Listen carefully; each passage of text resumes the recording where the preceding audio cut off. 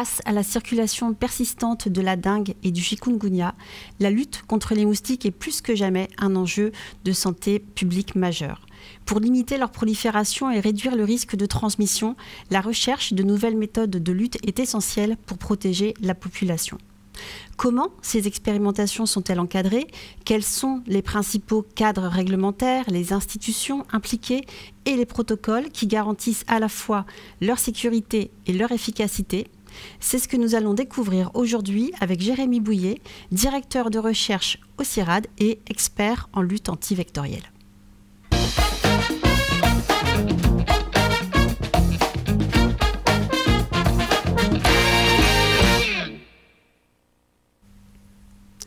Dans les 2 premiers épisodes de cette causerie de la collection Santé de l'Université numérique de La Réunion intitulée « Moustiques, ennemis tenaces, solutions innovantes », nous avions exploré les stratégies de lutte génétique actuellement en cours d'expérimentation à La Réunion.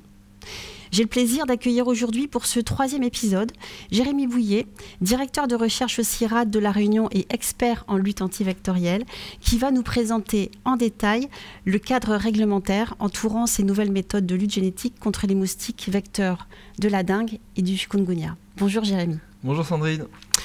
Alors Jérémy, les stratégies de lutte génétique actuellement en cours d'expérimentation reposent sur la technique de l'insecte stérile boosté. C'est ce que vous nous aviez expliqué lors des 2 premiers épisodes. Avant de nous présenter le cadre réglementaire l'entourant, pourriez-vous nous rappeler en quoi consiste cette technique et en quoi elle diffère de la technique de l'insecte stérile? Oui, alors j'ai fait une petite diapositive pour vous expliquer un peu la technique de l'insecte stérile et la technique de l'insecte stérile boosté. Donc on va la regarder maintenant.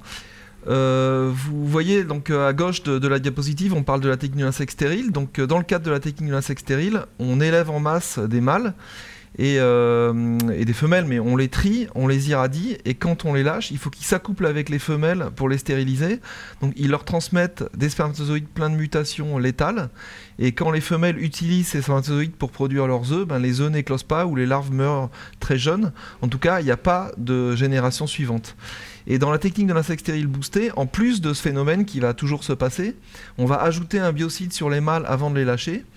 Et les mâles vont transporter ce biocide donc sur leur corps, et quand ils vont s'accoupler avec les femelles, qu'ils réussissent ou pas, ils vont leur transmettre le biocide, et donc les femelles vont amener ce biocide dans leur gîte larvaire.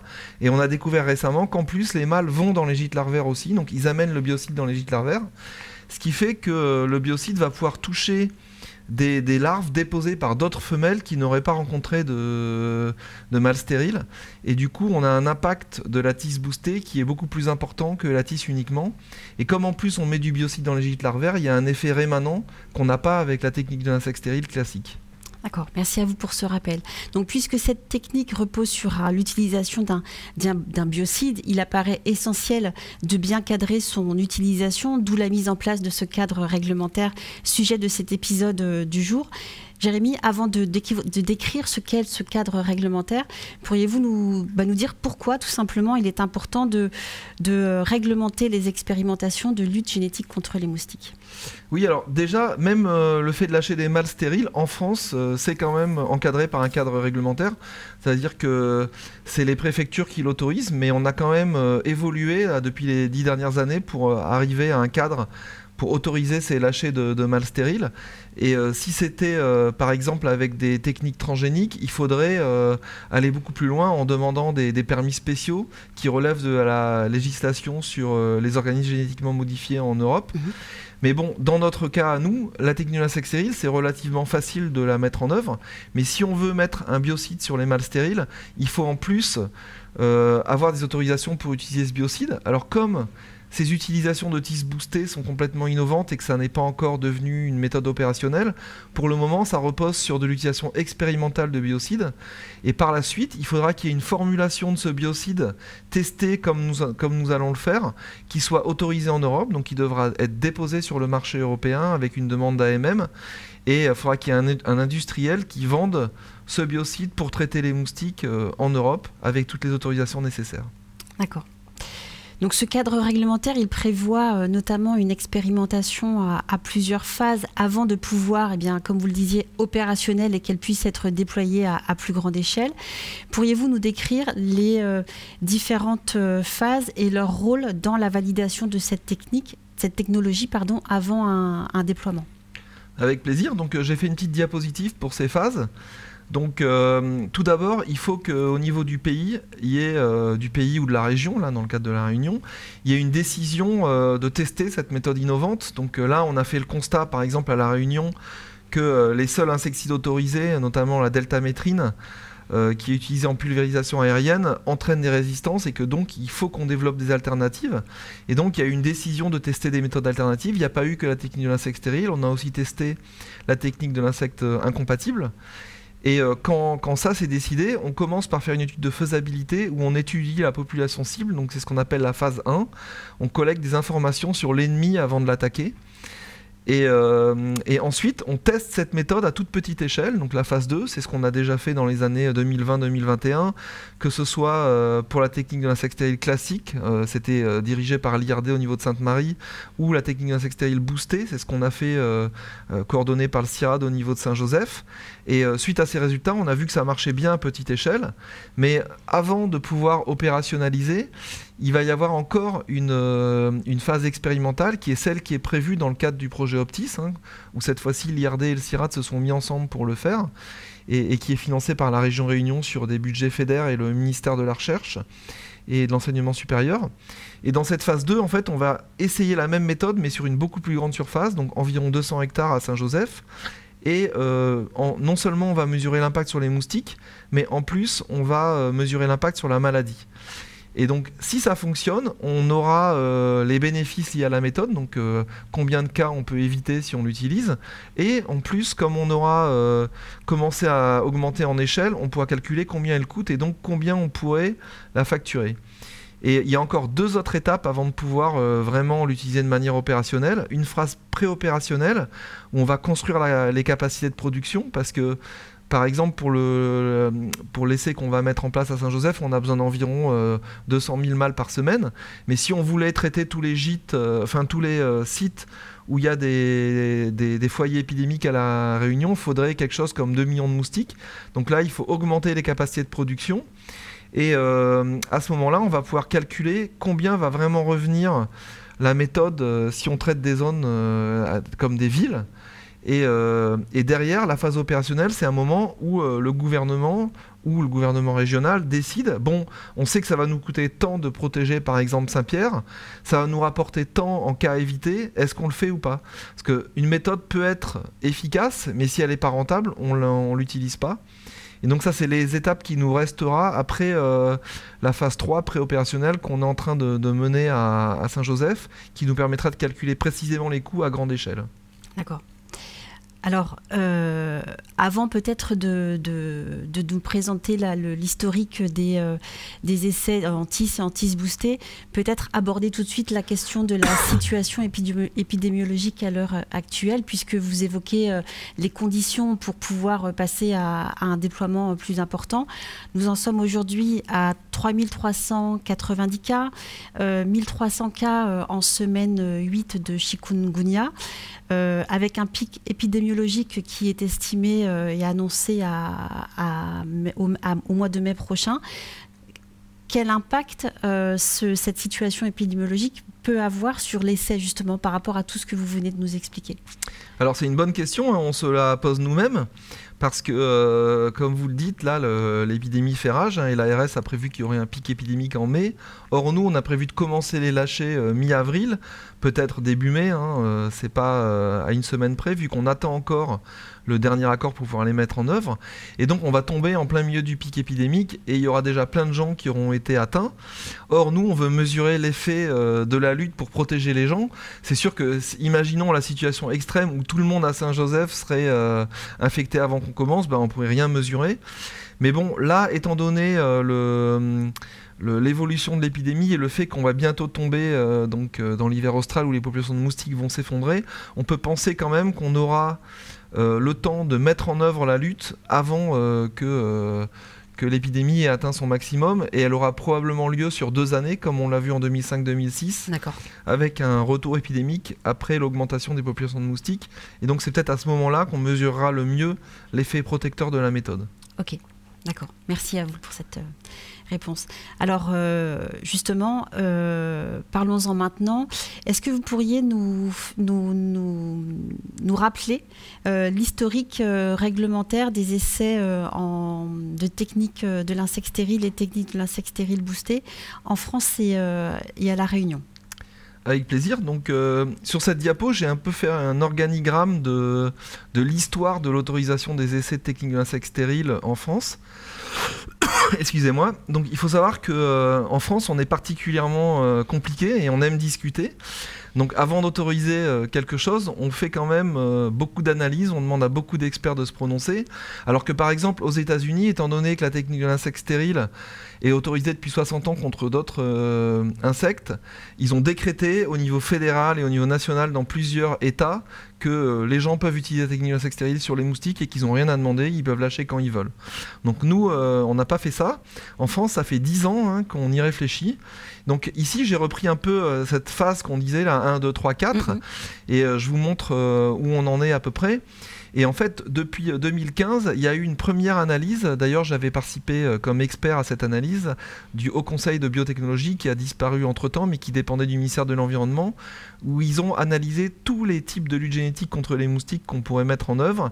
Et ils ont essayé de regarder un peu les opportunités et les risques de chaque méthode. Et à ce moment-là, ils avaient déjà remarqué que la technique de l'insecte stérile était vraiment sans risque et qu'on devrait pouvoir l'autoriser assez facilement. Et la technique de l'insecte stérile boostée également. Donc par la suite, toujours sur cette diapositive, on voit qu'en 2018, il y a eu 2 groupes d'experts qui se sont réunis. Un sur la biodiversité, donc un groupe d'experts de l'Agence française de la biodiversité, et un autre, le Haut Conseil de la santé publique. Et ces 2 groupes se sont réunis parce que l'IRD à La Réunion voulait mettre en œuvre un essai phase 2. Donc petite échelle, et avant que ce soit autorisé, on a demandé à des experts à la fois sur la partie écologique et sur la partie santé, qu'est-ce qu'ils ont pensé. Donc les 2 groupes ont émis un avis favorable, ils ont quand même remarqué quelques risques potentiels. Par exemple, un des essais qui devait être mis en place à La Réunion, c'était un endroit où il y avait à la fois Aedes aegypti et Aedes albopictus, et on voulait faire de la technique d'insecte stérile, qui est très spécifique. On n'aurait touché que albopictus, et on avait peur que Aegypti en profite pour se développer. Donc on a décidé de ne pas le faire dans ce site-là, qui était à 3 bassins, et finalement de le faire à Sainte-Marie, où il n'y avait que albopictus. Donc c'est un exemple de conséquences, c'est-à-dire que ces groupes d'experts, ils ne se réunissent pas seulement pour discuter, ça peut quand même avoir des conséquences sur ce qu'on fait. Puis par la suite, donc en 2020, il y a eu aussi une enquête de l'Assemblée nationale qui s'est auto-saisie et qui a recommandé donc plus d'essais terrain pour la technique de l'insecte stérile contre les moustiques et contre la technique de l'insecte stérile boostée également. Donc dans la diapositive suivante, je montre un peu la suite, donc qui nous concerne plus directement. À La Réunion, oui. Voilà, à La Réunion. Donc, premièrement, l'IRD, suite à ces avis favorables des comités d'experts, a fait en local tout ce qu'il fallait pour mettre en place les essais, que je vais détailler un peu par la suite. Et du coup, ils ont un peu créé le cadre réglementaire en même temps, parce que c'était les premiers essais de technique d'insecte stérile en France. C'est à La Réunion qu'on l'a fait pour la première fois. Et donc, il y a eu, suite à une analyse de risque, ces comités d'experts et tout, un arrêté qui a été prononcé donc, le 13 juin 2019, tout d'abord pour autoriser des lâchers de mâles stériles en vue d'étudier leur qualité et pouvoir un peu prévoir combien il faudrait en lâcher par hectare et par semaine pour avoir un impact sur les populations. Suite à quoi, il y a eu un autre arrêté, donc début 2021, qui a permis les lâchers pour lutter à Sainte-Marie, donc le 17 février 2021. Et exactement en même temps, c'est à ce moment-là que nous, au CIRAD, on a eu notre premier arrêté, le 17 février 2021, pour faire les tests, justement, marquage lâcher recapture des mâles stériles boostés. Puis par la suite, en mars-avril, juste après, l'autorisation de faire la technique de lutte à petite échelle à Saint-Joseph. Et donc, fort de tous ces arrêtés, maintenant le cadre est assez précisé. Je voulais aussi préciser qu'entre-temps, donc, nous avons fait un essai de marquage lâcher recapture de mâles stériles en France métropolitaine, à Prades-le-Lez, près de Montpellier, et que déjà en 2020, nous avions eu une autorisation d'essai expérimental de biocide pour cet essai à petite échelle à Saint-Joseph. Donc voilà un peu l'historique de la situation qui nous a conduit au cadre actuel.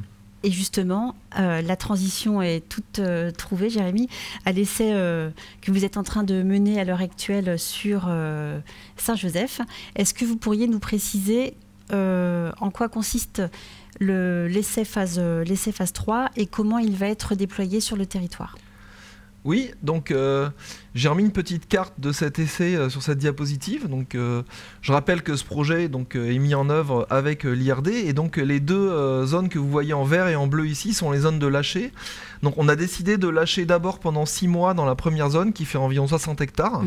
Et si on n'observe aucun problème, notamment aucun impact environnemental et que donc la population bénéficiaire et contente des opérations, on va agrandir l'essai à 115 hectares de plus pour atteindre en gros 175 hectares.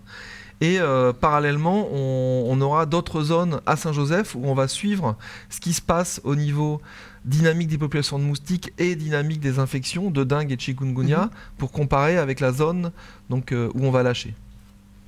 Donc une zone témoin. Voilà. Ok. Et en quoi cet essai phase 3 est-il décisif pour passer d'une expérimentation locale à une solution déployable à plus grande échelle et au niveau du territoire? Alors, dans cet essai phase 3, je disais déjà tout à l'heure qu'on allait calculer un peu le coût de la technique à plus grande échelle, mais surtout, on va vérifier qu'on n'a aucun impact environnemental, puisque quand même, on est dans le cadre d'une technique, on utilise un biocide, et on va aussi vérifier l'acceptation de la technique par les populations. Est-ce qu'ils trouvent qu'elle est bien, qu'elle leur pose pas de problème, mais aussi quel impact ça a sur leur comportement. Par exemple, il a déjà été observé dans d'autres projets de lutte qu'il y a des gens qui arrêtent de se protéger avec un répellent parce qu'ils se disent ce qu'ils font, ça va enlever les moustiques. Et ça, c'est pas bon. Hein. On va communiquer pour leur expliquer que c'est pas parce qu'on teste une nouvelle méthode qu'il faut qu'ils arrêtent.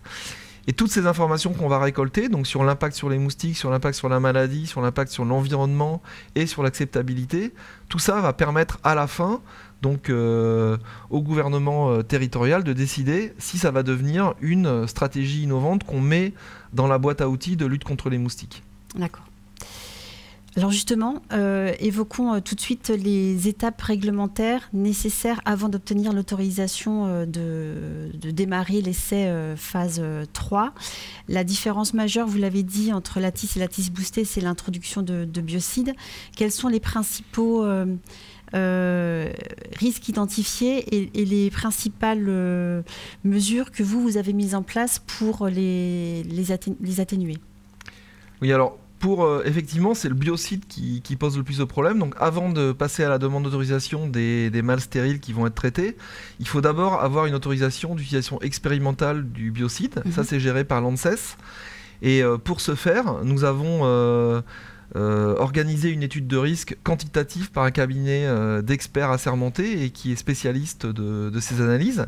Et eux, donc, ils ont calculé précisément si vous lâchez 1000 mâles traités avec telle quantité de piéproxyphène, quelle quantité vous pouvez espérer retrouver dans l'air, dans l'eau, quel impact possible ça pourrait avoir pour les espèces. Et ils ont conclu qu'il y avait un risque très faible d'avoir le moindre impact à la fois sur la santé humaine et sur la santé de l'environnement. Et donc, fort de cette analyse quantitative, et avec une description détaillée de tous les protocoles d'enquête prévus, on a déposé une demande d'utilisation expérimentale à l'ANSES. Donc ça, c'était en novembre 2024. Et depuis, on a obtenu leur autorisation de procéder au lâcher. D'accord. Vous avez une slide, il me semble, qu'il oui, tout présente. À fait. Oui, donc... Peut-être pour que ce soit plus clair. Plus clair. Donc voilà, cette analyse de risque du piéproxyphène et la présentation des protocoles a été déposée à l'ANSES et on a obtenu un permis d'utilisation expérimentale des biocides. Donc on le voit, pas de risque inacceptable. Voilà. Quelles démarches ont été à l'issue de l'obtention de cette autorisation? Quelles démarches complémentaires est-ce que vous avez dû accomplir? Oui, alors donc sur cette diapositive, j'ai montré l'étape suivante. Donc une fois qu'on avait ce permis, on a à nouveau utilisé cette analyse de risque quantitative qu'on a traduite d'ailleurs pour qu'elle puisse être mieux comprise au niveau local. Et on a demandé l'avis du Conseil régional du patrimoine naturel de La Réunion, qui est un comité d'experts qui dépend de la DEAL.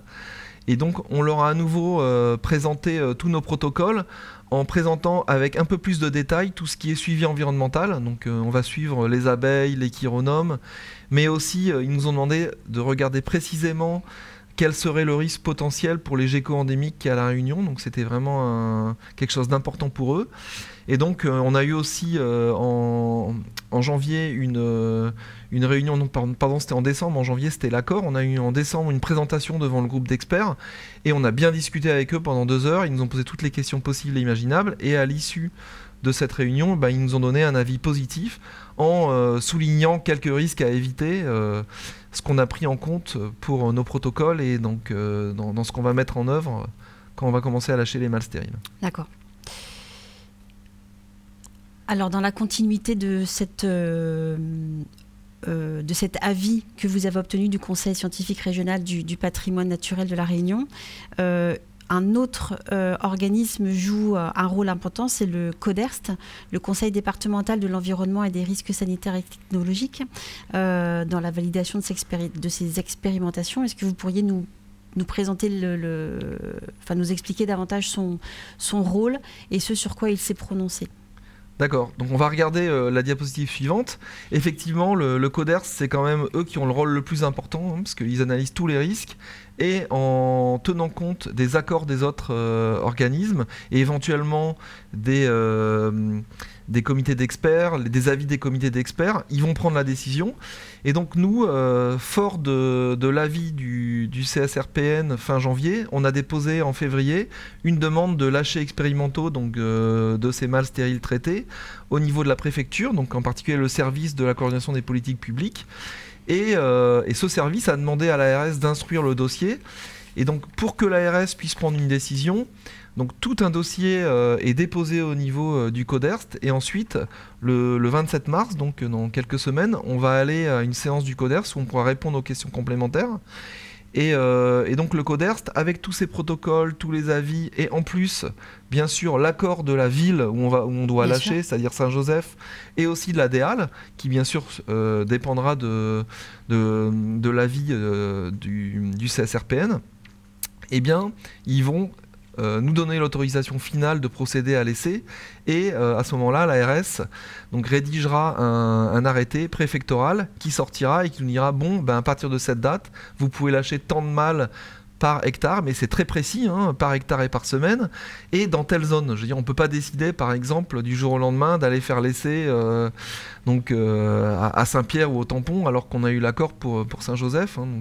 C'est vraiment spatialement encadré, temporellement encadré. Ce que vous nous avez présenté tout à l'heure sur les zones 1, 2 Exactement. Et la zone témoin, avec effectivement le nombre de... la grandeur de la superficie et puis la grandeur de l'espace et puis le nombre de moustiques. Voilà. Et alors, avec cet arrêté préfectoral, une fois que vous l'obtiendrez, est-ce que vous pouvez lancer le projet ?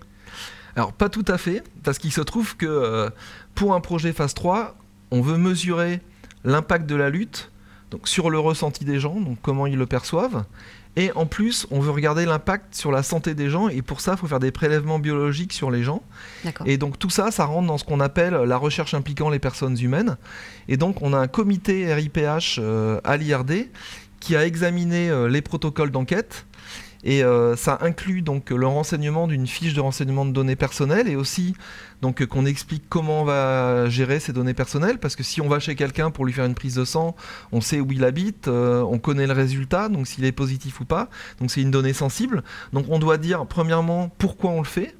Et on peut utiliser les données qu'on récolte que pour les questions qu'on a prédéfinies. Et en plus, on doit dire qu'à la fin du projet de recherche, une fois que ce sera analysé, anonymisé et tout, les données seront détruites et serviront simplement à quantifier l'impact de la méthode.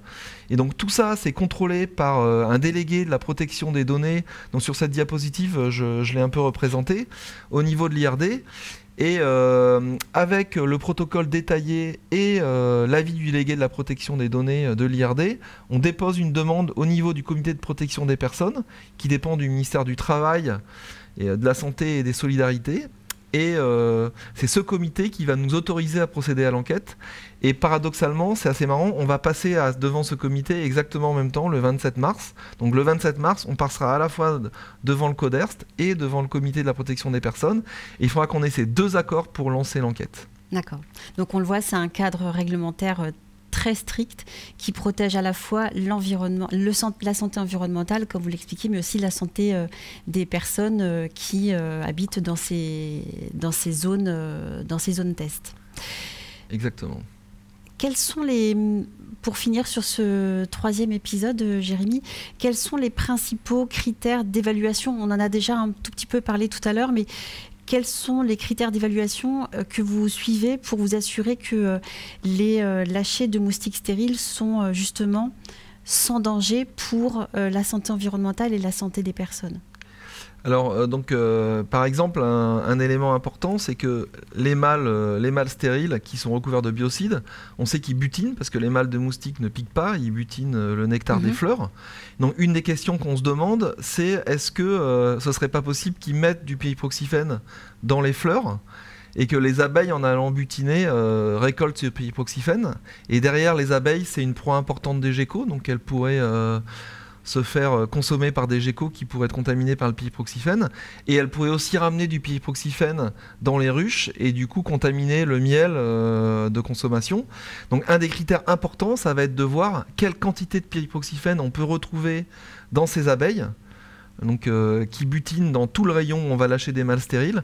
Et donc on va demander à un sous-traitant, donc le comité, donc le CETRA qui gère les apiculteurs à Saint-Joseph, de travailler de manière assez indépendante de nous et de vérifier qu'on n'a aucun impact sur les santé des colonies d'abeilles, mais aussi de nous faire des prélèvements réguliers sur les ruches, donc les abeilles, le pollen, le nectar, la cire et le miel, et on va mesurer très précisément, grâce à l'unité analytique du CIROI, les quantités de périproxyphène qu'on retrouve éventuellement dans ces ruches, en les comparant à une zone témoin, parce que par exemple on a découvert qu'à La Réunion, il y a entre 15 et 30 kilos de périproxyphène qui sont commandés chaque année, et on ne sait pas vraiment pourquoi, on n'a pas pu savoir quelle était leur utilisation, mais dans notre essai préliminaire, on avait retrouvé des traces de périproxyphène dans l'eau des gîtes larvaires des moustiques, donc c'est important d'avoir une zone témoin pour vérifier que ce n'est pas nous qui augmentons ces quantités.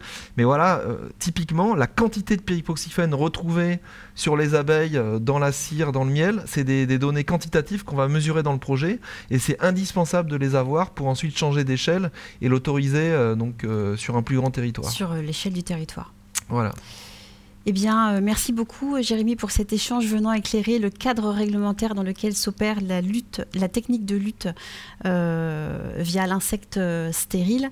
Donc nous vous donnons rendez-vous au prochain épisode pour découvrir toutes les innovations technologiques venant en appui de cette lutte génétique pour en améliorer encore les résultats. Merci Sandrine. Merci à vous et suivez-nous sur les réseaux.